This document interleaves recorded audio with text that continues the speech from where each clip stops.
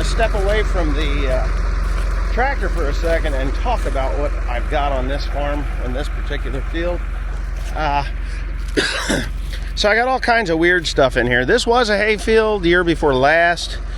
As you can see, this is hemp dogbane. Hemp dogbane sucks. If you don't have hemp dogbane, count yourself as lucky. That stuff is rough. And then we got this stuff here, Creeping Charlie. I think there's another name for it, but Creeping Charlie is what we call it here. No chickweed. We got this weird ass stuff, which is that's a really good forb. When I say a forb, that's something that pulls nitrogen, not nitrogen, but nutrients from deep. And I'm gonna get down on my knees here. Yeah, get down on your knees, one lonely farmer. This is the compost, right? This is what this is. So this is biomass. I put 5 tons of this stuff to the acre. 5 tons of this to the acre. And it's pretty well washed out all the slimy stuff, all the microbes and stuff. They've washed down into the soil. I may be planting this today, definitely tomorrow. We're dry enough. I'm going to be planting into green over there. But this farm is my grandparents' place. This is where my mother was raised, my grandparents on that side of the family. And this field is the most neglected field on the farm because it's the farthest from the barn. When I started farming this, I actually had to brush hog the saplings. I had to brush hog the saplings out of it because the guy that was farming it before, he just did not do a very good job. And no, it wasn't my uncle. It was another person. And they had all kinds of kittens and pups about. Look at these things. These are like little snapdragons. Look at this. You brush them and they go flying. I don't know what that weed is. Some kind of weirdness. And yeah, they're everywhere. Watch this right here. I don't know if you can see that, but you touch them and the seeds go flying like little snapdragons. Right? Snapdragon type things. Weird. Anyways, calcium, lime. I put a lot of lime on here. I put a pretty good dose of lime on here, as a matter of fact, because there was moss and stuff that was growing. This is left over from last year after I had killed it off. And I actually chisel plowed and worked this. This is just root mass. This should be gone. This should be gone. And if stuff like this is not gone, I mean, this is pretty well deteriorated down to nothing. But this is where a lot of nutrients are for the next year, the next crop. But because the pH was very low in this field, you can see that little bit of moss that's growing right there. Well, this was a clod of moss that is now dead because of the calcium that I put on, because that does a nice job. So this will be no-till. Each and every weed out here is benefiting me. I know there's some guys out there that just love to hate me for what I say, but this hemp dogbane is a rhizome. I will kill it with Roundup. Don't you worry. It will be dead. Glyphosate will take care of that in the proper dose. So that will be dead. That came up from seed because I had that all under control last year. And the residual actually worked very well here. But yeah, so each and every plant that's out here is doing something. Now I had a guy make a comment. He's like, oh, you're just setting yourself up for disaster. Well, I hope not. I mean, I really hope not. But what I'm really hoping for is to have a good yield and the return on investment to be very good, because you know, if you're putting money in, a lot of money in just to create a yield that is costing you more than it's worth, right? So you just kind of gotta understand what's going on. And there was a fellow that made a comment. He says, I would never plant into anything that looked that crappy, you know, or had that much shit in it. Well, they're looking at it from a different way, a different perspective. And when you learn about carbon farming, regenerative ag, or whatever you want to call it, each and every plant that is out here is doing something for you. That fellow said that he just doesn't have the moisture to spare. Well, on a field like this, there's exposed soil, which is not a good thing. If I had the time last year and the knowledge last year, I totally would have put rye down on this whole entire farm, and this would be covered in rye. Now, rye pulls moisture out of the ground. Okay, it does. It's just a fact. It pulls moisture out of the ground. Most grasses do. They're just moisture whores. They suck it up and send it up into the atmosphere and create rain a million miles away. But when it comes down to what that moisture sucking cover crop does, or plant does, after you've terminated it, it actually conserves moisture. Okay, just like this right here. Look what I just peeled up there. Look at the size of this guy. That is one big ass earthworm. So what is that earthworm doing? And I didn't plant that earthworm there. He's there. He's there because he's living there. He is eating this stuff. He is secreting phosphate. That's what they do. They secrete phosphate, and a lot of it. Let's see if I can find another one of those, because that was pretty impressive. Now, I'll cover him back up because we don't want him to die. Yeah, you can see all the earthworm holes. So anyways, I guess that was just luck, but you can see there's earthworm holes all through here. So when you cover the soil, you do two things. You break up raindrops, which will create surface compaction, which is what a lot of people are talking about, crusting on their soil. That's surface compaction from heavy rain. I have compaction. It's not surface compaction. That's compacted down. Where I work that soil, it is hard right down to where the tip of the chisel plow went, because the soil is dead. There's no earthworm activity. There's nothing there.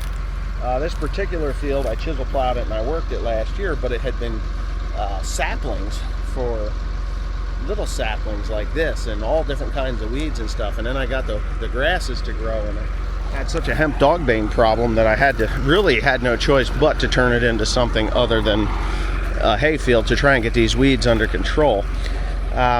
God, I'd like to find another worm just for the fun of it. This looks like a spot, maybe. Ha! Look at these guys. Now we got mating worms, right? Got mating worms. So those worms are doing their job. They are creating a permeable surface to keep this soil soft and allow the roots to go down in. This will be no-till corn. It will be.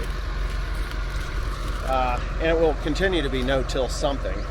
Whether it's corn again for another year, I don't want to do that. I want to do corn and beans and wheat, and corn and wheat, beans and wheat, and rotate that way with a cover crop in between. Each and every crop that I do, I'll have a cover crop. The most intense cover crop will be actually after the wheat. That'll be a 12-way cover crop. That'll have 7 to 12 species, or 8 to 12 species of cover crop. And for people that say that these are weeds, yes, they are weeds, but they are actually feeding microbes and fungus in the soil that is going to benefit me in my cash crop. Okay, that's just a fact. Now, I know people just don't understand what I'm doing and don't really care to watch what I'm doing because it's not the prescribed way of doing it. And believe me, I was your way too. Once upon a midnight sun, I thought, you know what? Why would anybody want to go organic? I am not going organic. I am going carbon farming, and meaning that I will be taking CO2 out of the atmosphere, nitrogen out of the atmosphere, using different plants, and that will put it into my soil, which will feed a microorganism that is, and it does become a microorganism. The whole entire thing, it becomes a whole community of different sensories that talk to one another throughout thousands of acres if you can do it successfully. I know there's a lot of fellas out there that'll do little test plots and things like that. I am not that guy. I either go whole hog or I don't do it at all. I am all in or not at all. That's just me. So for those of you that think I'm crazy, go ahead, think I'm crazy, because I can almost guarantee you, if I can get the weather correctly and this ground dries out enough, that I can actually get the corn in and covered correctly, which I will. I've got the right type of closing wheels on my corn planter. If I can do all of that, and get that seed closed off and this grass terminated and everything else put together the way I want it to be, am I going to get 300 bushels to the acre? Hell no. Am I trying to get 300 bushels to the acre? Not at all. What I'm trying to do is create a gap in the inputs and the profit. So by doing what I'm doing, I'm reducing the input cost of my operation, starting with the most overlooked, and that's diesel fuel. Then the second overlooked is equipment, tillage equipment, chisel plows, disc harrows, finishing tools, roller harrows, things like that, by going no-till. Some of that will be eaten up with cover crops, i.e. tillage radish and stuff like that. That's just a given. That's what's going to happen. But fertilizer inputs, that green growing biomass that's out there, plus the compost that I put on there, which is 5 tons of biomass, probably dry biomass, it's going to be somewhere around 3 tons of biomass out there, which is more than what I took off last year in the hay. But this hay that is growing here is all the nutrients that is in that hay will be broken down and made into an organic form, an available organic form for the corn that I'm about to grow here.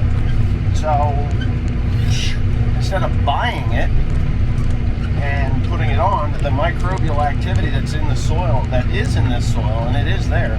There is an aggregation in the soil, which is kudos to me. With all that stuff being in the soil and it's working, breaking the inorganic phosphates, potassium, sulfur, zinc, and all that stuff that is breaking down is now becoming available to the new cash crop that I'm going to put in there when the grass or the hay crop that I'm about to terminate breaks down. So late season, when it's filling ears, the phosphates that are being exuded out of a microorganism will then become 100% available to my cash crop of corn, as long as the moisture's there. Now, that's the other thing. How do you keep that microbiome alive? Well, that grass will keep the soil cool, which will allow those things to continue to live and thrive and be productive, right? So if it's living, thriving, and productive, then it is a plus for me.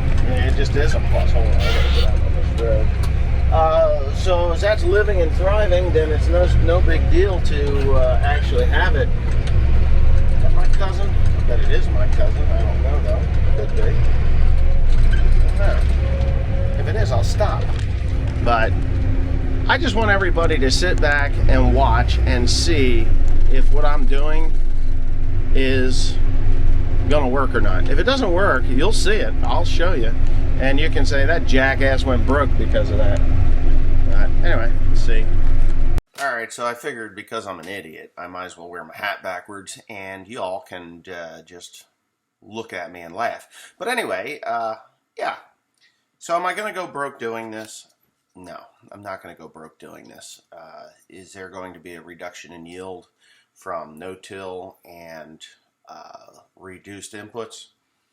Yes, and possibly no.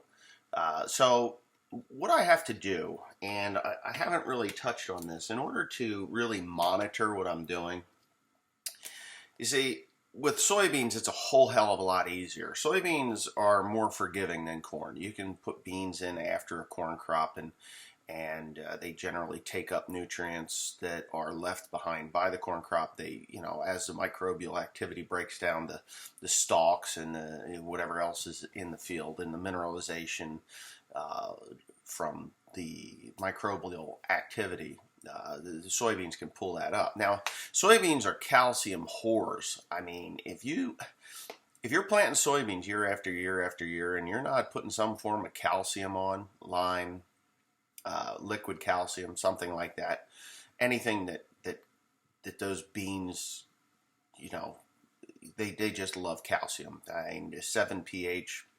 If your calcium levels are, or your pH is high and you still don't feel that your calcium levels are at soybean levels, go get gypsum. Put gypsum on. Gypsum will actually make the nutrients in the soil slipperier and more available to those plants. Same thing with corn. And that's a big plus with the compost that I use. There is 300 pounds per cubic yard of gypsum in a cubic yard of mushroom soil. So that will help soybeans grow very, very well with the gypsum. Now you got to be careful, because if you get too much gypsum on, it'll actually cause your nutrition or nutrients to slip away through the soil. In sandier soils, not so much the ground that I farm, but sandier soils, gypsum can really cause you an ass ache. So anyways, with calcium and soybeans, it's very important. But corn, why did I lose my train of thought? I guess it's because I look so stupid with my hat on backwards. Maybe I'll do it this way. This might, that might do it, you know, because I'm going to go broke doing this. All right, so I think I've got my train of thought back because I've flipped it halfway around again. With corn, everything has to be right. And there, I got real smart now. Even though this, you know, the election, well, I give up. Anyway, with corn, you really have an unforgiving crop. This crop, a crop of corn is they feed on a lot of stuff, and it takes a lot of phosphate, a lot of potash, not as much potash. Soybeans like potash more than corn. You know, you can, but anyways, you know what I mean. It's phosphate, you can pull phosphate out with corn much better than you can with soybeans. But nitrogen. So to do this process that I'm doing, I still have to use my regular rate of nitrogen. I don't have a magic wand that is going to be able to pull the nitrogen out of the atmosphere, break it up into, tear those nitrogen particles apart on the first couple of years of Regen Ag. Now, as you build the soil health, you build the mycorrhizal fungi and all of the different microbial activity that goes on in the soil, and the legumes that you would be putting there, like sun hemp and crimson clover and hairy vetch, all of those things. I didn't put them in last fall, so I don't have that ability to really bring nitrogen into the soil. Now, I'm in an area that these things grow extraordinarily well. Sun hemp will grow very fast, well. Crimson clover will grow very well. Hairy vetch will grow very well. Just about every type of legume that you can put, and brassica and grass that I want to put on the soil to pull different nutrients from deep up will grow very well in my area. So I'm quite confident that I'm going to be successful in this. I mean, I've got a 99.99% chance that I'm going to be successful at this because A, I'm determined, B, I'm just in the area where it should work. It should work well. The downfall to this is that here on the East Coast, they've been farming here for 300 plus years longer than the Midwest. The ground here in New Jersey is neglected for 300 extra years over what has gone out in the West, the Midwest, and the East-West, you know, the East-West, you know, Ohio, and to maybe Iowa, Indiana, Ohio to Indiana. I'd say that's not Midwest, that's East-West. And I've just made that up. So if you're there, don't be offended. You're where you're at. You'll be happy. Anyway, we have shallow soils, but there is a lot of minerals in the soil. When I pull a test, it's there, it's just unavailable. Calcium levels really hinder microbial activity.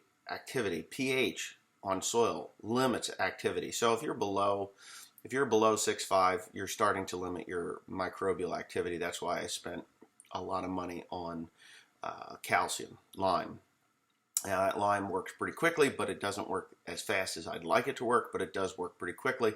And it's at the surface, so the microbes on the surface are going to be working on what I am killing off now for corn. The other product that I'm using is going to be a liquid calcium at a 4-gallon rate, which is supposed to raise my pH by 1 point, and that'll put me where I need to be. And it's very available. It's in organic form. It is already processed to the point where basically it's broken down to the point where it's available to plants almost immediately. So I'm going to be trying that. I got 2,100 gallons of that stuff on order, which will do 600 acres. Yeah, 2,100 gallons should do 3 gallons to the acre. I want 2,100 gallons. That's what's supposed to come. It's $16,000 for that. It'll go through any sprayer, any screen. It is so fine that it will just go through anything, and I will be spraying that over the top of corn and on soybeans. Soybeans particularly. Corn I'm not so concerned with.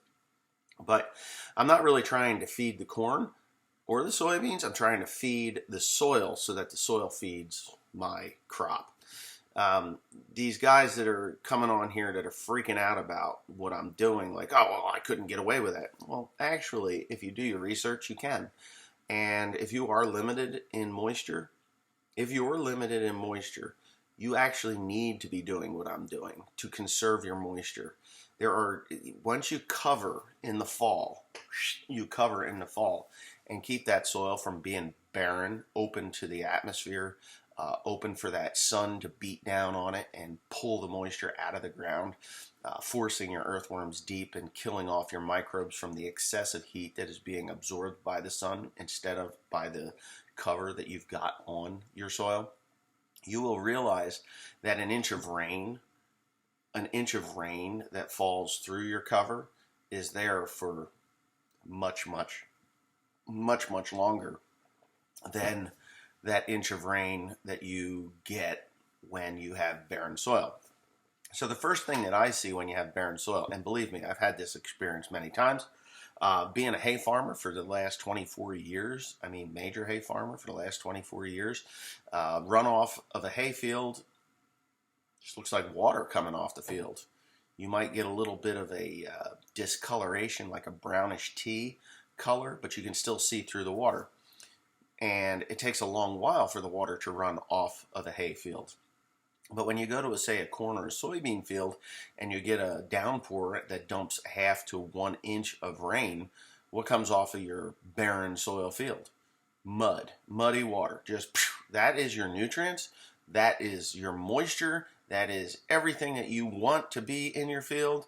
That is it running down the ditch. Your herbicide, your fertilizer, everything is running down the field. So if you are in an arid environment where you get, say, 20 inches of rain or less, not too much less, we get an average of 45 inches of rain per year here in New Jersey, so we're pretty wet. But we have shallow soils. When I say shallow soils, you go down 1.5 foot and you're to rock. It's hard down there. Now, you're shale in some areas and bouthers, or I won't use the other term for a round rock that's about the size of my head.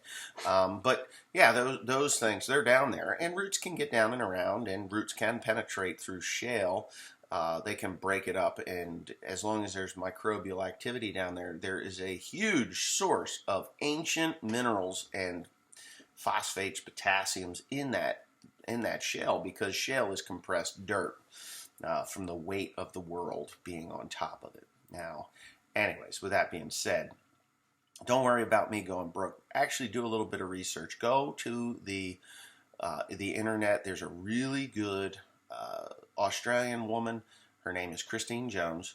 Christine Jones will explain it to you in a way that you will understand what you're doing and why you're doing it and why are you doing it versus what you could be doing. And there's nothing wrong with what you're doing. Let's just get this cleaned out of the way. There's nothing wrong with the way you're farming. If you like recreational tillage, if you like going down to the fertilizer plant and spending gazillion dollars every year, I would easily have this year have $1 million fertilizer bill. this year I would easily, with what I'm doing, $1 million fertilizer bill. I have 3,500 acres of ground that needed to have fertilizer put on it. I opted out of the hay, putting fertilizer on hay for the first go round. I'll take the first cutting off, and then I will dust it with some compost, or even a blend at about 100 pounds, 75 to 100 pounds to the acre, just to get it going. If I even do that, I may be converting 90% of my acres over to row crops in the next coming years, depending on what this does and what the markets do. Now, if the markets crash and I'm doing this, I will be doing better than anybody else in the area. And that's just a fact, because what I've learned, what I see, what I understand, and what I am doing will reduce my input costs dramatically. You know, my fuel bill last year was like $120-some thousand, just last year alone. If I could cut that in half, that's 60 grand. So I can put $60,000 worth of money in my pocket, which I won't be able to because fuel has doubled. So if I can maintain $120,000 in fuel, and the price of corn and beans are up here, then I've done something. Instead of having a $240,000 fuel bill, it would be $120,000. Thanks, Joe Biden. You're great. You're really good. You're the best thing ever to happen to this country, and all the Democrats that follow you. Yeah, you're awesome too. You're so awesome. You need to go bathe in, like, they sell this stuff down at the plumbing supply store. It's called caustic soda. It's really good for your skin. Just fill up a nice warm bath, right, and slip yourself into it. It takes about 1.5 pints of that stuff per bath, and you just put that in there, make sure it's nice and hot, and dissolve it up really good. And this is just for Democrats, libertarians, Republicans, anybody that's conservative. I shouldn't even use political parties, but anybody that's conservative and can see that what Joe Biden and all of his little buddies and cronies are doing to this country, and you're not for it, you just don't go down to caustic soda from the plumbing supply store. It's not for you. What you want is Dove soap. But if you're a Democrat, it's the best thing for a Democrat. And, you know, I don't think that conservatives are worthy of this bath, but Democrats definitely are. Caustic soda, it comes in a bottle. It's about this big. It's like a pint or a quart container. Quart's better. That'll soften the skin real quick, and you'll be happy as pigs in shit. Go ahead and do that. And if you can convince Joe Biden to do that, that'd be good too. There won't be no rough skin left on your body after that. So just enjoy. And if you fell for that one, you're a true Democrat. Anyways, thanks for watching.